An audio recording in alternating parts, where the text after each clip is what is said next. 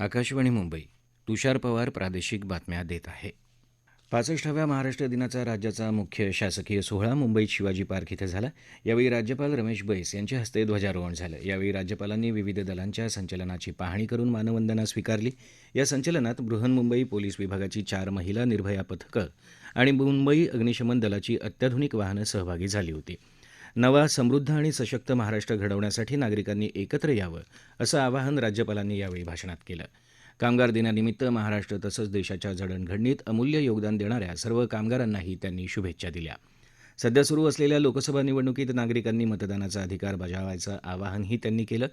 मुख्यमंत्री एकनाथ शिंदे, पोलीस महासंचालक रश्मी शुक्ला, बृहन्मुंबई महानगरपालिकेचे आयुक्त भूषण गगराणी, विविध देशांचे वाणिज्य दूत, सशस्त्र दलांचे वरिष्ठ अधिकारी यांच्यासह अनेक मान्यवर या सोहळ्याला उपस्थित होते.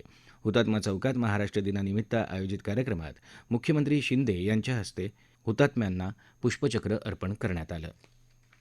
महाराष्ट्र दिनानिमित्त राज्यभरातली सर्व शासकीय, निमशासकीय कार्यालयं, स्थानिक स्वराज्य संस्था तसंच शाळा महाविद्यालयांमध्ये ध्वजारोहणाच्या कार्यक्रमांचं आयोजन करण्यात आलं होतं. आमच्या ठिकठिकाणच्या वार्ताहरांनी राज्यातल्या विविध ठिकाणच्या महाराष्ट्र दिन सोहळ्याच्या बातम्या दिल्या आहेत. नागपुरात उपमुख्यमंत्री देवेंद्र फडणवीस यांच्या हस्ते कस्तुरचंद पार्कवर मुख्य ध्वजारोहण सोहळा झाला. उपमुख्यमंत्र्यांनी सर्व नागरिकांना महाराष्ट्र दिनाच्या तसंच कामगार दिनाच्या शुभेच्छा दिल्या. नागपूरच्या जिल्हाधिकारी कार्यालयात जिल्हाधिकाऱ्यांच्या हस्ते ध्वजारोहण करण्यात आलं. यावेळी त्यांच्या हस्ते आदर्श तलाठी पुरस्कार प्रदान करण्यात आले. पुण्यात उपमुख्यमंत्री अजित पवार यांच्या हस्ते तर छत्रपती संभाजीनगरमध्ये विभागीय आयुक्तांच्या हस्ते ध्वजवंदनाचे कार्यक्रम झाले. जालना इथं पालकमंत्री अतुल सावे यांच्या हस्ते, परभणीच्या पोलीस अधीक्षक कार्यालयात ध्वजवंदनेनंतर उल्लेखनीय कामगिरी बजावणाऱ्या कर्मचाऱ्यांना पोलीस महासंचालकांचं सन्मानचिन्ह आणि प्रशस्तीपत्रक देण्यात आलं. सोलापूरमध्ये पालकमंत्री चंद्रकांत पाटील यांच्या हस्ते ध्वजारोहण झालं. गडचिरोलीत जिल्हाधिकाऱ्यांच्या हस्ते ध्वजारोहण झालं. बीडमध्ये महाराष्ट्र दिनानिमित्त मुख्य शासकीय कार्यक्रमात कृषी मंत्री धनंजय मुंडे यांनी तिरंगा फडकावला. यवतमाळ इथं पालकमंत्री संजय राठोड यांच्या हस्ते, गोंदिया इथं पालकमंत्री धर्मराव बाबा अत्राम यांच्या हस्ते, अमरावतीत विभागीय आयुक्तांच्या हस्ते तर सातारा, अकोला, वाशिम आणि चंद्रपूरमध्ये जिल्हाधिकाऱ्यांच्या हस्ते ध्वजावंदनाचे कार्यक्रम झाले. जगाच्या आर्थिक उन्नतीत कामगारांच्या सहभागाचा गौरव म्हणून आजचा दिवस जागतिक कामगार दिन म्हणून साजरा होत आहे. 1989 मध्ये युरोपातल्या अनेक सामाजिक संघटनांनी एकत्र येऊन 1 मे हा जागतिक कामगार दिन म्हणून साजरा करायचा निर्णय घेतला होता. लोकसभा निवडणुकीसाठी राज्यात महायुतीचं जागावाटप निश्चित झालं असून भाजपा 28, शिवसेना 16 तर राष्ट्रवादी काँग्रेस 4 जागा लढवणार आहे. शिवसेना नेते उदय सामंत यांनी कोल्हापूर इथं ही माहिती दिली. शिवसेनेनं 3 ठिकाणच्या उमेदवारांची नावं जाहीर केली आहेत. त्यात नाशिकमधून हेमंत गोडसे आणि कल्याणमधून श्रीकांत शिंदे या विद्यमान खासदारांना पुन्हा संधी दिली आहे. ठाणे मतदारसंघात माजी महापौर नरेश म्हस्के महायुतीचे उमेदवार असतील. काँग्रेसनं मुंबई उत्तर मतदारसंघातून भूषण पाटील यांना उमेदवारी जाहीर केली आहे.